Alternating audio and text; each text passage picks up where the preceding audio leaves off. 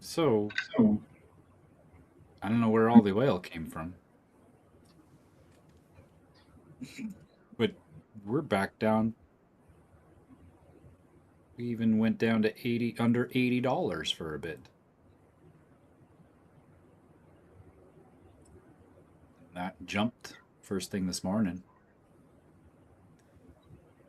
Sorry, first thing in the market open yesterday, and it's been Maybe falling some ever. tankers got through the Strait of Hormuz.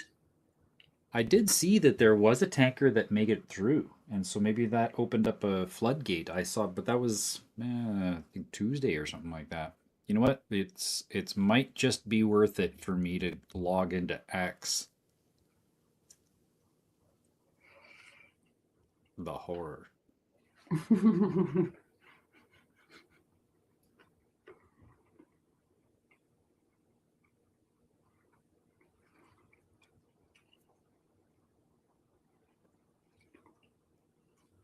All right.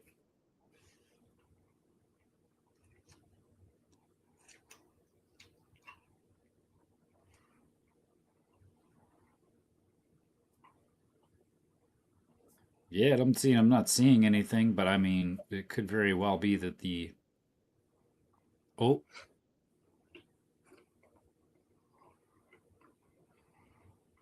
yeah, so the thing 5 hours ago, an update. Trump spoke to supporters while promoting his no tax on tips policy, claiming in core inflation is at a 9-year low,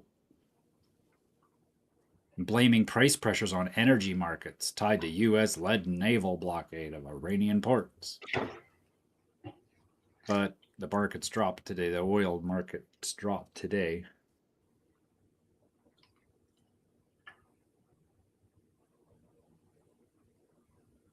Oh, there's a ceasefire. That's what is going on. So there's a ceasefire, and the What ceasefire is in Lebanon. and which So number? Oh, so this is the first ceasefire with Lebanon, but that doesn't count to any of the other ceasefires. this ceasefire must be new. I did see that there was some sort of a ceasefire that got broken last week, where a big portion of Lebanon actually suffered the largest bombing that they have had ever. And so it was kind of like the ceasefire was a slap in the face. And that I saw that, but then it's saying here that yes, there's a ceasefire in Lebanon. The passage for in line with the ceasefire in Lebanon, the passage for all commercial vessels through the Strait of Hormuz is declared completely open for the remaining period of ceasefire on the coordinated route as already announced by Ports and Maritime Organization of the Islamic Republic of Iran.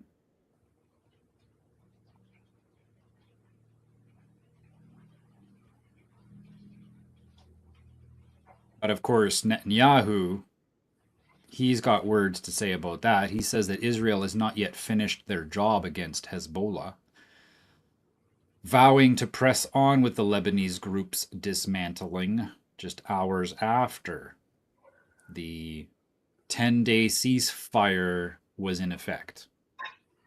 We have not yet finished the job. There are things we plan to do to address the remaining rocket threat and the drone threat, he said in a recorded address, saying a key objective was the dismantling of Hezbollah.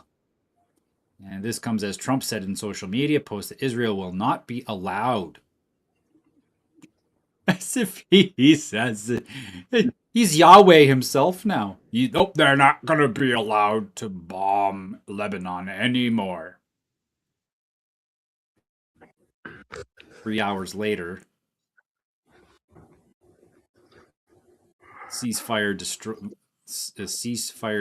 gone. This is a image, a meme of all the ships in the Persian Gulf right now.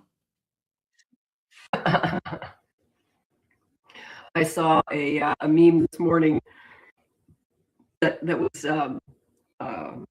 comparing the speed of things on a graph. You have a cheetah, and the cheetah goes, so far on the graph, and then you Yep. have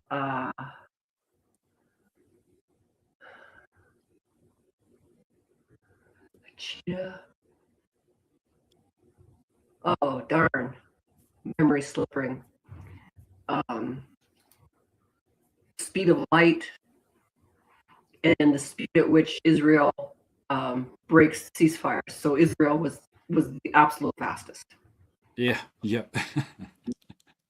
Yeah.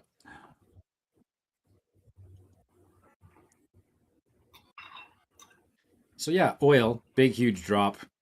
It's probably because the Strait of Hormuz is now allowed to continue. I'm just like, where did all the oil come from? You know, that's what we're wondering. And, yeah.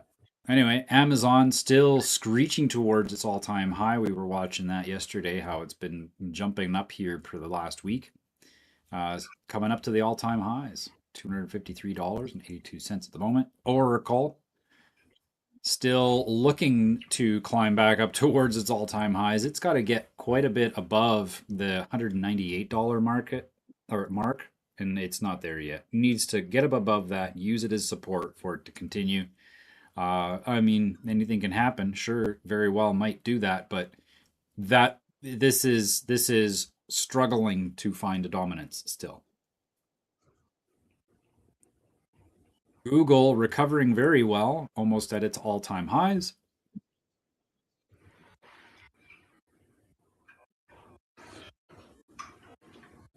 Palantir bouncing off of that support again. However, it did drop down lower. I have to be mindful of the fact that these are stocks, and so there's a lot more, should I say, forgiveness to give to the market structure. That area is providing the support right now, but the highs are getting lower. The trend is downwards. Nvidia jumping up, looking like it's going to challenge that all-time high again. Nike bumping the top all-time high again. Let's see if there's a difference or if it actually went above. The previous high was 60,037.70. This one is 60,040.9. So, yep, that edged it out by $3. Whoa.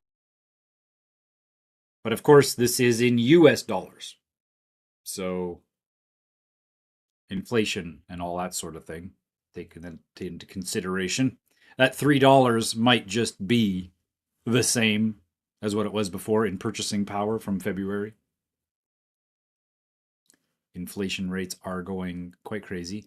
Japanese yen actually strengthened against the US dollar here over the last week.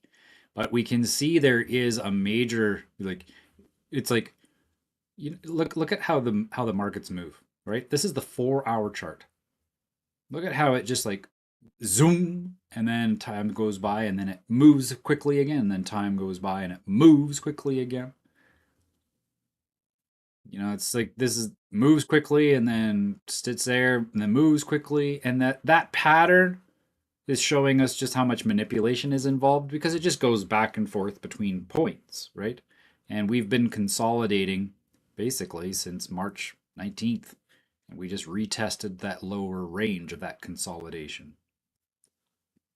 Here's the range. And we just tested the lower end. So Japanese yen strengthening, that's what that means when it goes down. It means it's taking less yen to get a dollar. US 30, oh boy, oh boy. Big jump here this week. Less yen or more yen to get a dollar?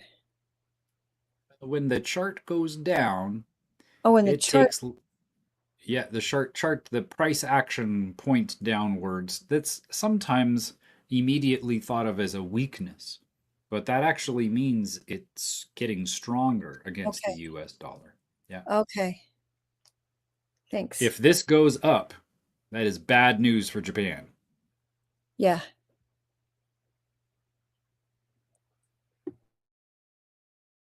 Good question. Thank you for asking me to clarify that because I sometimes glaze over that stuff. So, yeah, US 30 got itself a little spark of life here since the markets closed yesterday. and looking like it's going to try to attack that all-time high, similar to what the Japanese markets did. It's amazing what happens, when people see how the volatility occurs. Like oil. Oh, Strait of Hormuz is back again. Now we can put our money back into the stock market. Of course, But it they doesn't work won't that way. It's just, lower the price at the pump. yeah, you'll have to do it again. Sorry, I talked over you. They won't be lowering the price at the pump. Oh, no. No. Gas prices, they're not going anywhere anytime soon. Well, except for Carney, he said that there's a portion of the carbon tax that's getting cut for the rest of the year. So we're going to see it drop by 15 cents because of that. Okay, but of course, you know what that is. It's just I got to maintain my ratings.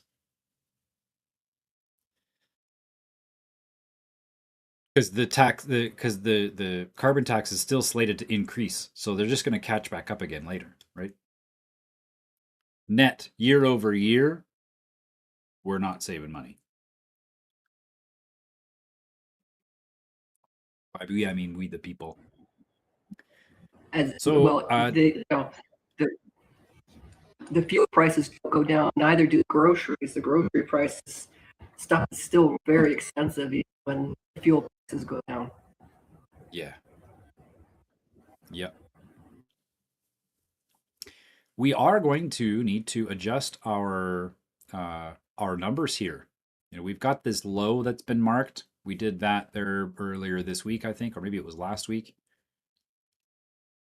where we marked that low as an indicator. We have to readdress this here because of the price fluctuation that we've seen over the last few days. I haven't updated this for a while. And in order to do that, I'm going to need my phone. Okay, there we go. Okay. So, US 30 is at now 49,611. And we're going to divide that by the price of gold, which is 48.64.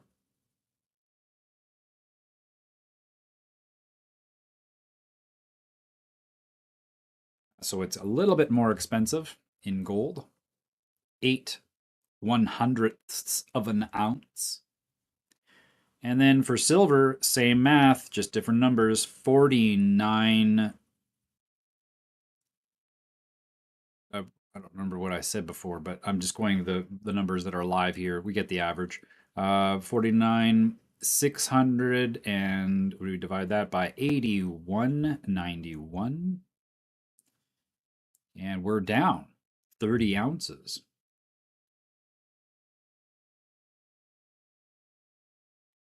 So how did it get cheaper in silver like that, but a little bit more in gold? Well, silver also did a jump a little bit today here, so it's been keeping pace with the prices that we've been seeing in the markets, keeping pace and in even gaining, we'll say. Gold, however, the gain wasn't as much; it wasn't as strong against the market, but that's because it's a harder asset to move around. It takes a lot more to move gold prices than it does silver. So this was what I was looking for. I wanted to see that price get up above that old pivot point and use that pivot point to support. You know, there it is. There's the support. That's all we needed to see. Now we're headed up, creating higher highs. And this, ladies and gentlemen, is an anomaly. Precious metals going up is a sign of weakness for a currency, meaning that there's less faith in the currency. But we measure the value, we can see the temperature of a currency when we look at the US 30. Increases of the US 30 indicate a faith in the US economy, which makes up the US dollar. So this going up and precious metals going up is what we would call cognitive dissonance. It's not supposed to happen.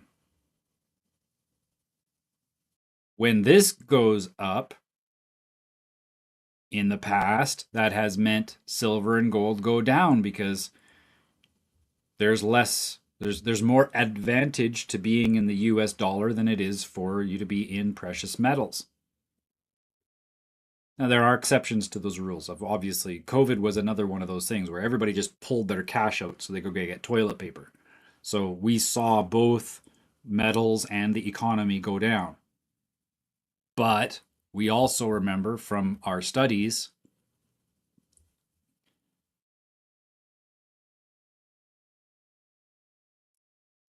that while we're seeing, yes, we are seeing an increase in the price of the US economy against gold, it's dropping significantly. It's getting cheaper and cheaper. It was 20 ounces of gold. Even at the best after COVID, it was still 20 ounces of gold. Can you just fill out that sentence? 20 ounces of gold for what? 20 ounces of gold to purchase 1 unit of this Okay. index. Yep. Okay. Thanks. Yep. Most welcome. Thank you for asking for that clarity as well. That is good. Yeah, I marked these numbers. Audrey Lynn, how far back was that? Probably 3 months ago or so. We started tracking the economy, the value of the economy in contrast to the value of precious metals, because that gives us a clearer indication of how valuable is the economy. Gold does not change it maintains its purchasing power regardless of the economic storm that may be upon it. It does not change. You go back 2,000 years, Roman centurions were paid, they were officers within the military. They were paid handsomely, equivalently probably around $100,000 a year. So they could afford nice clothing. And a Roman centurion would use 1 ounce of gold to dress himself finely. Well, an ounce of gold, sure enough, 2,000 years later, gets you a very nice suit. And that's how the correlation is that an outfit of fine clothing is going to cost you about 1 ounce of gold. And it's just the way it is. Audrey, good of you to join. So when we started marking this chart with these numbers, it was in the direct intention was to show how the markets are lying about the value that they are. When we had COVID, it showed that there was a huge drop in the economy that, oh my goodness, everybody panicked, right? And it was terrible. I was pushing the wrong button. Measure it. 37% drop. That's terrible. But then it came right back again, right? And that growth resulted overall 100% growth from the crash, meaning that the value of the American economy doubled in those 649 days. But you and I both know that the prices of groceries did not get cut in half within that period of time, did they? So what we're seeing. You've heard me say it. Those of you who've been here for a while, you've heard me say this lots. This price increase, this price action was not a reflection of the value of the economy. It was a reflection of the devaluation of the dollar. And we witnessed that continue to go because we can see that here at the best after COVID, the best price of the markets cost you 20 ounces of gold to buy a unit of this index. The index that's used to measure it's basically the thermostat of the American economy. upon which they base the currency's value. Again, over time, right? We see a lot of squiggly lines here. The US dollar's value over time doesn't have the same squiggles, but this is providing the data for us to have projections on how much value that US dollar has. But then after that, the price went down. And yes, it went down in gold. But then we had another huge increase, didn't we? This was the dark era, dark night of the soul during Biden's reign, tenure. And then it went up 57%, 849 days. Well, it didn't go up in value. No, because look, it's actually cheaper in gold. Up at the top, there's only 16 ounces. We actually lost an ounce of gold during that time. So it's saying it's going up, but it's actually lying in the opposite direction. It actually went down. Well, and that trend is continuing now. We're sitting at 10 ounces. So the value of the markets have actually dropped 50% since COVID. The value of the US economy is 50% of what it was. That is not a good sign. So that's why does that help explain these numbers here? I know, Zoa, you're a little bit newer, so I want to make sure that is comprehensive. I'm just letting it wash over, and some of it starts to stick. And I ask the clarifying questions when I'm clear enough to have a question. Sure. And the rest of the time, I'm just letting it kind of. And I also go in and out of like tracking it really closely, and then kind of doing a Tai Chi soft eyes. So I'm making a point to not try too hard and let it kind of sink in over time. I'm going to take an example here that will also help. We're going across a long period of time. So I'm going to share with you just in the last little while. This drop here that we saw, this was February of 2025. This was when Trump had all of his announcements and threats, and sometimes he actually went through with his threats, but about tariffs. We're going to do the tariffs thing, and that's kind of it's damaging because there's less surety, less certainty in the markets when that occurs. And it turned out to be okay, and apparently the numbers are good, but that drop resulted in 12 ounces of gold to get 1 unit, and now it's around 10. So we'll just say that it's down 20%. But the numbers, when we take a look at that ruler, the numbers are saying it's up 34%. The fact is, it has lost 50% because they're lying in the opposite direction. The economy is actually going down. If they wanted to just lie about the fact that it was going down, they could keep the markets going flat to help hide the fact that they're, they would have a little bit more integrity, would say. But they take that lie and then they flip it upside down just to amplify it even worse. It's not that the economy has gone down by 50% since this low. It's that they are lying by 50%.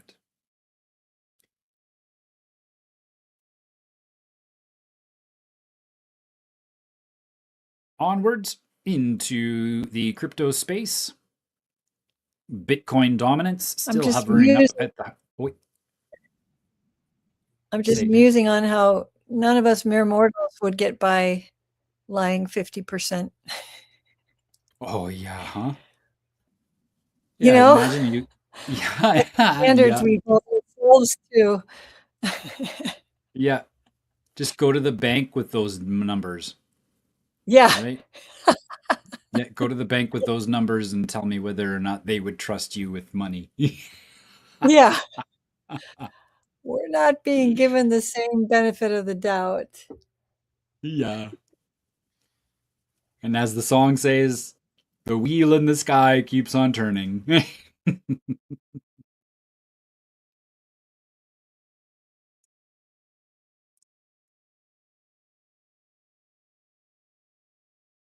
Bitcoin dominance still in the upper range, but we are seeing it. It's that 60% mark is providing that resistance all the way since November of 2025. But of course, we were mentioning, it's one thing to say, oh, yeah, look, dominance is going up. But we can also see when we look at the market capitalization, it has also been maintained during the last 2 months.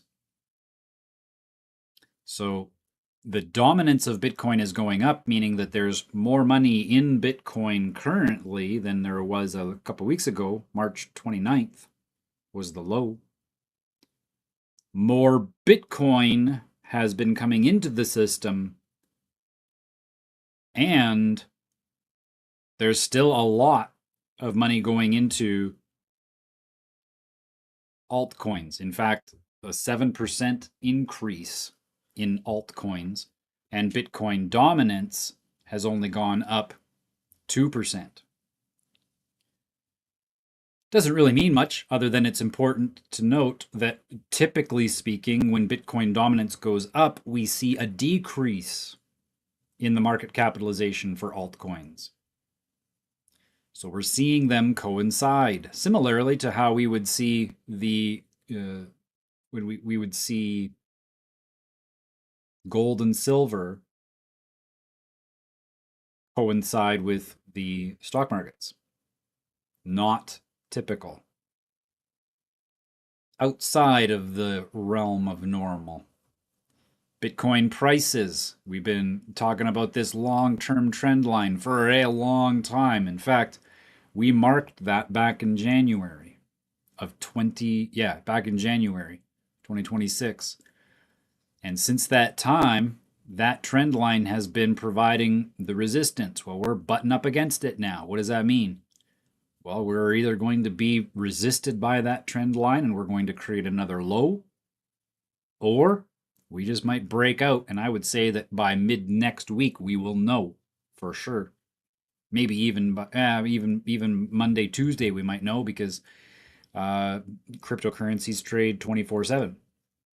Whereas the other currencies, they're actually already winding down for the weekend with only 3 hours left of trading. Ethereum also creating a new high. I marked this out saying, we need to see it actually get up and find resistance from another pivot point before we can say that we're actually trending. And if it does that, I would expect it to come back down over another couple of weeks and then create another high, going into, I would say, probably May, June. ADA staying low on the lower end of the consolidation range that was formed beginning of February.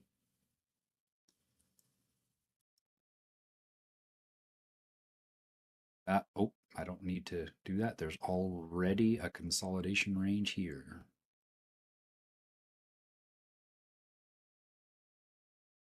And technically, it's this range here. So we're basically right in the middle, actually. But we have been pressing downwards over the last couple of weeks. Midnight also at all-time lows since the launch. Just under 4 cents. Yeah, you know what? I'll go through them all. We're going through them pretty fast. XRP, I'm pretty sure this one's going to die. And it's going to, that would trigger a lot of people who are right into the whole banking system, thinking that XRP would be providing blockchain services for the transference of funds between banks, but SWIFT came out with an article at the beginning of March saying, yeah, no, we're not using someone else's system to do this. We're making our own. And in fact, we already built it. We're just waiting for the next phase, which is why the Genius Act was brought forward, so that banks could start using cryptocurrencies to facilitate their transactions. Lawfully, of course, and all that sort of thing. BitTensor looking like it's, yeah, bouncing off the middle point of this old pivot range here. This has created a lot of volume. These two lines, these two pink lines have generated a lot of volume throughout this coin's tenure. And so it's doing it again. It's accumulating a lot of volume as it bounces back and forth between these lines. If it stays above that center line, it might go ahead and try to pull out, test this long-term trend line. If it does that, my belief is that now we're into the run. This is where we're going to be starting to see consistent higher highs and higher lows. That is, yeah, especially from here. This low, it didn't come down this low. So from here, if we go up and test that long-term trend line, it will likely result in support from the upper side.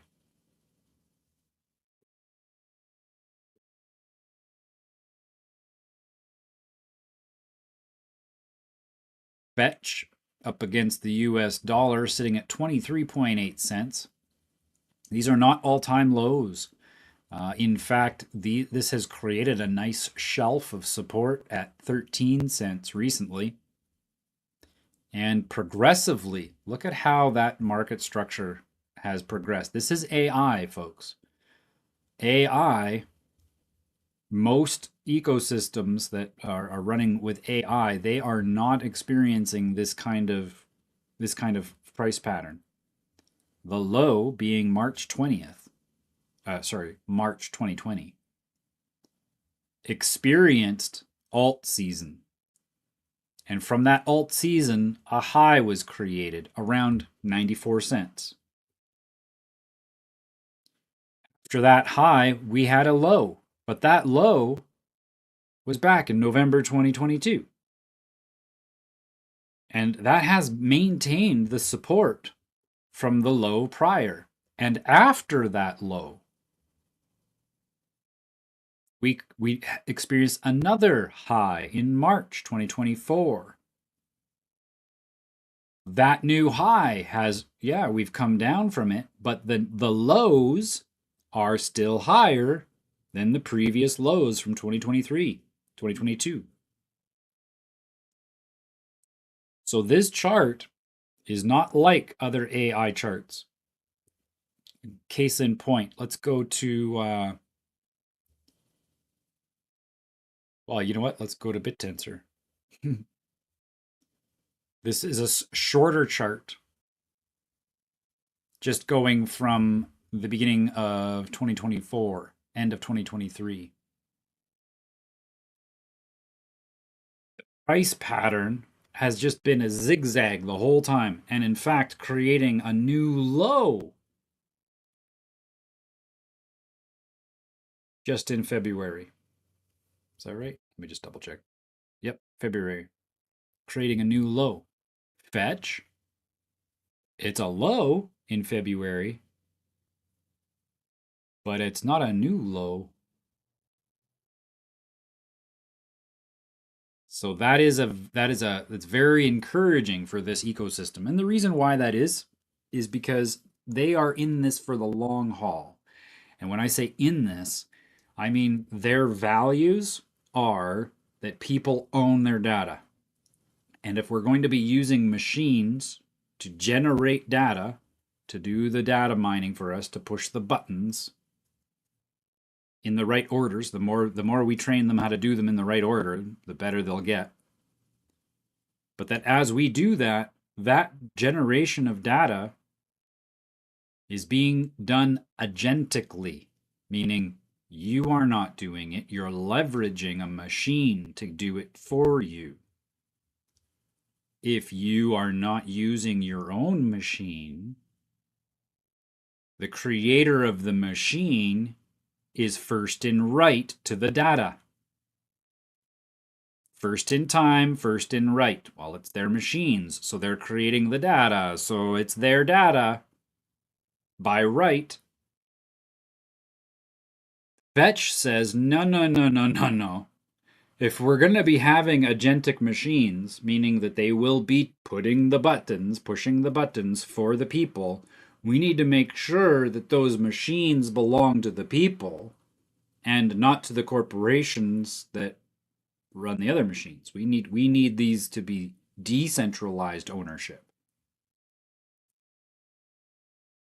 That's why they're not creating lower lows.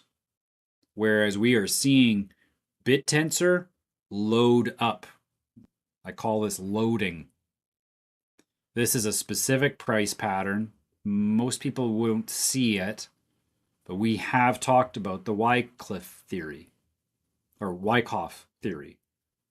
And the Wyckoff theory shows that we've got a range, and that there is a point in time in that range where the most loading occurs, where we would say that there's the most accumulation of volume. And that just occurred right here. Is the accumulation of that volume occurs outside of the range of the consolidation. So we've just been going up and down. The highs have been getting lower and the lows have been getting higher. And then we had this breakout, creating a new low. That's what we call loading. And it was immediately after this low was created. It jumped up, and it was in this area here. I'm going to mark that with a circle.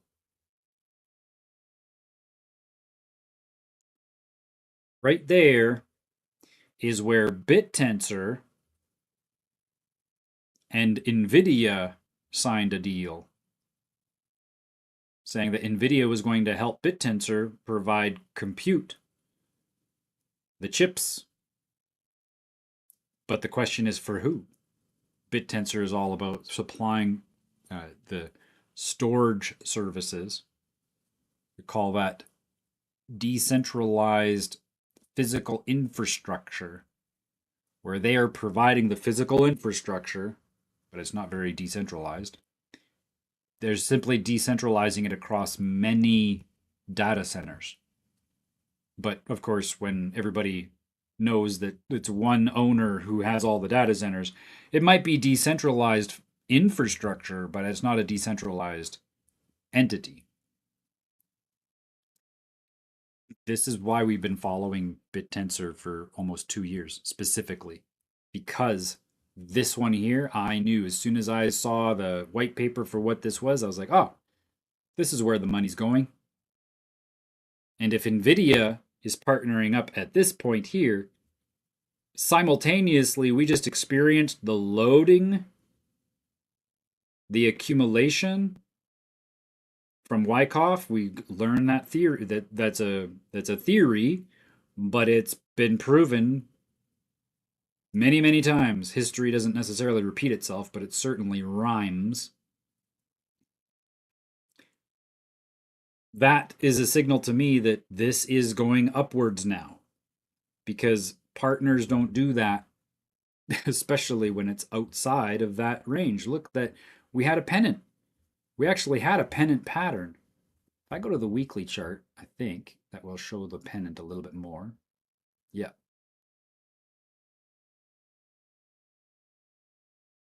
This area here is where the most money is made. And when this occurs, when these breakouts happen like this after a consolidation, it is when the insiders are loading things up. That's where they are accumulating as much as they possibly can.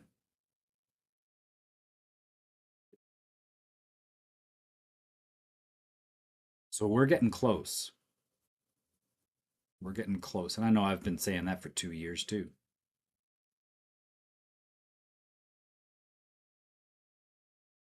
Polygon.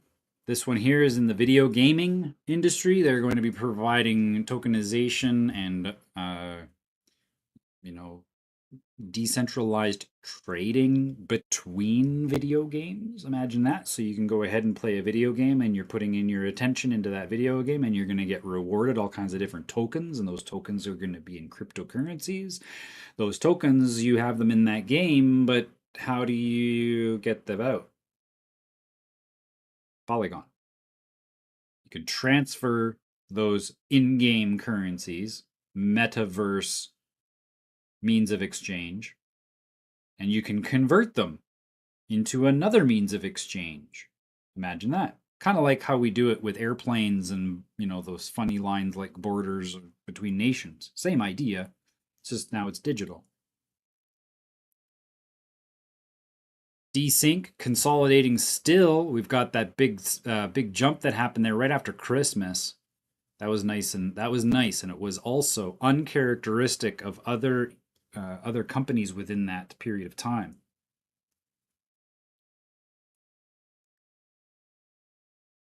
Coming back down, finding in the low, using that low as support, hopefully. But Desync, their focus is, okay, so we've got, you know, things like Fetch, where we talked about how this ecosystem of LLM model engineers, they're coming together saying we need to make sure that these things are privatized so that people can maintain their jurisdiction over their data. But where do you store the data? Like, this is the creation of that data. That's the generation of the ones and zeros, and the pushing of the buttons is being done by Fetch infrastructure. But where do you put the data? You're going to keep it on your computer? That's a great idea. But now you're looking at having to get, especially if you're a musician or if you're a videographer or you do photography, you're going to use up a lot of space. You're going to have to continually add more and more infrastructure in your home in order to keep that data private to you. Or you could follow the desync model or the storage model.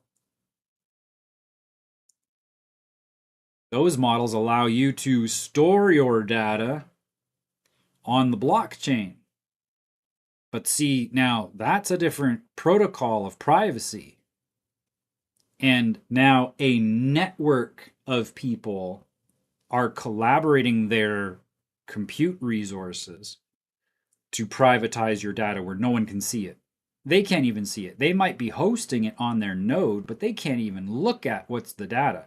It's all encrypted. It's all obscured. It's impossible to see. The only way that you can solve the solution to seeing it open is by using cryptology. And that's where we get smart contracts from. There needs to be a contract between two devices. One device that creates the data and puts it into the blockchain, and another device to open that data and to look at the contents of it. Those smart contracts, they're that secure. And it's not one entity holding that data. Desync is saying, no. It's everybody here, everybody within our community holds the data. That's how it becomes self-governing. Because there's not one entity holding on to it. It's, Desync, I don't know what their numbers are, but Storj, for example. I'm going to bring up Storj. I might even add it to the list because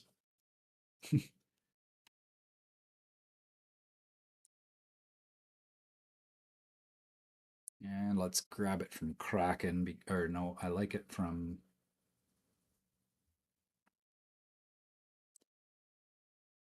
I would prefer to have it from KuCoin. There we go. Oh, and I'm at the max. All right, so then we'll just go to it for now.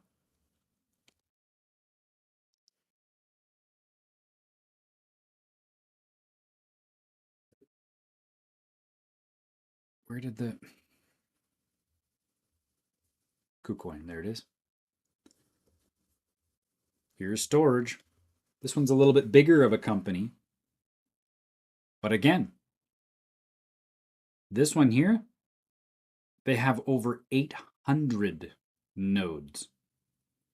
Those are nerds that have infrastructure in their homes, and they all network their infrastructure to host that data. They can't see it.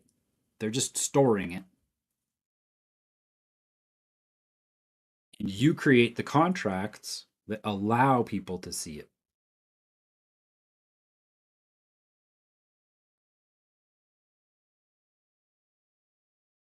That's where we're headed. That's how this new digital world works. And now the photographer and the videographer who will generate likely 1 to 2 terabytes a year just with their own production of content, right? Videographers, if you have a studio that actually produces commercials, you're probably going through 2-3 terabytes every month. If that's your profession, where are you going to put it all? And by the way, if you think, oh, I'm going to get my own hard drives, external, I use external hard drives, right? I've got 2 sitting on my desk. The data's on here and it's in my possession, but if this breaks, it's over. I don't have it anymore. It's gone, destroyed. Now I got to pay a lot of money to go to a professional to see if he can restore it. And if he can, it's going to be like, what percentage? I have no idea. Whereas with desync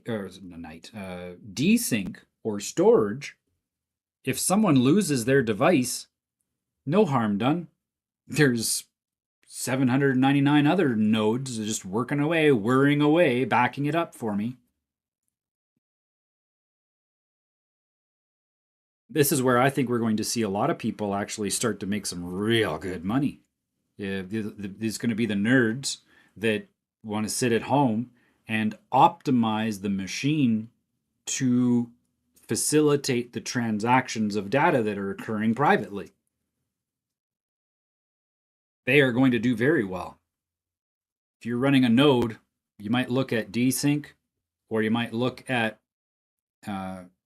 storage. It's another option. Clearpool is another option.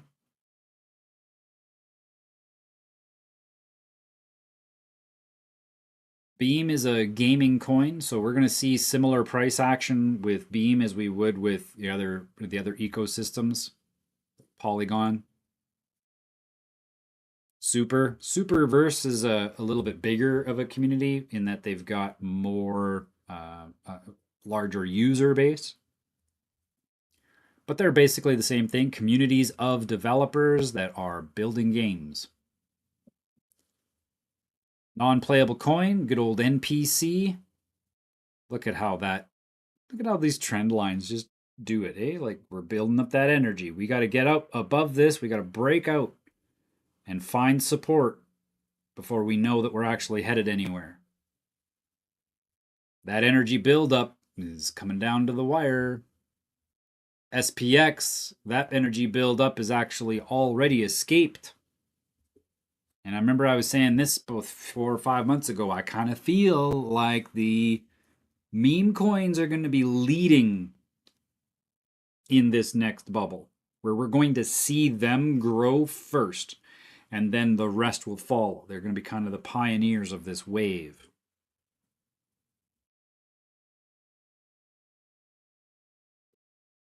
That's it for the watch list, folks. Any questions? Comments, queries?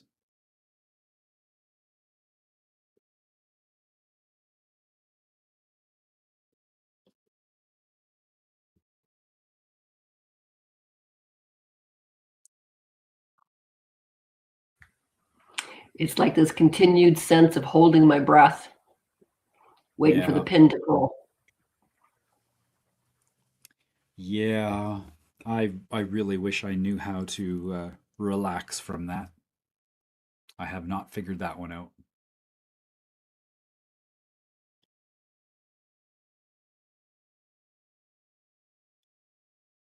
I have felt that precise feeling since I'd say 2000, mid 2010 is when I felt like, oh my goodness, this great reset is like right around the corner. I better get some gold.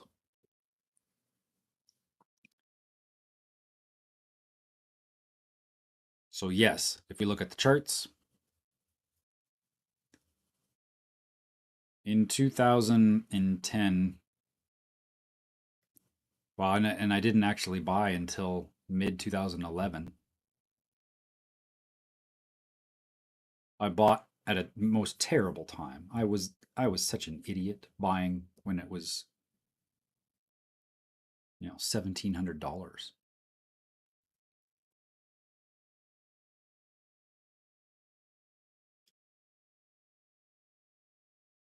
I bought at a low because of that very feeling. Like that's the thing, right? In trading, it's like the management of emotions is everything. And yeah, the feeling like, come on, is it gonna go? Is it gonna go? Is it gonna do it? I haven't mastered overcoming that yet.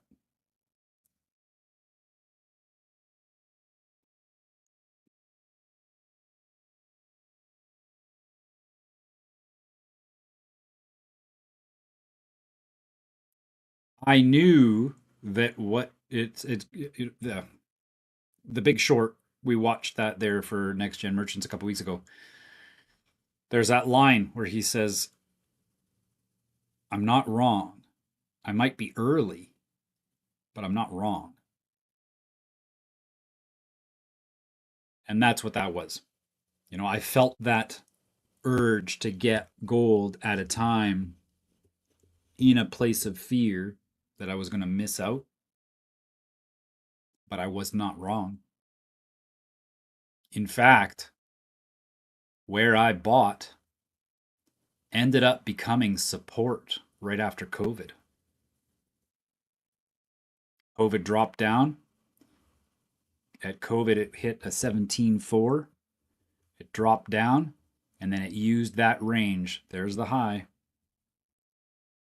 It used that range as support ever since.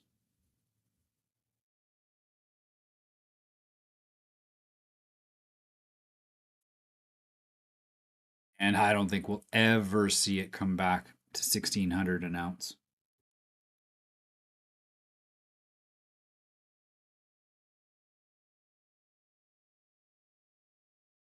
Not now. That would actually require the US dollar to go up in value.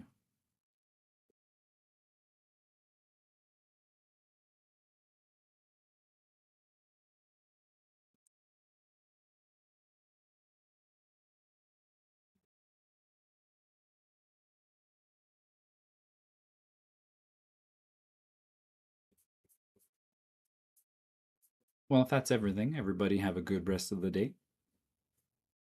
Today, by the way. Bye. Bye, Maureen. Enjoyed it.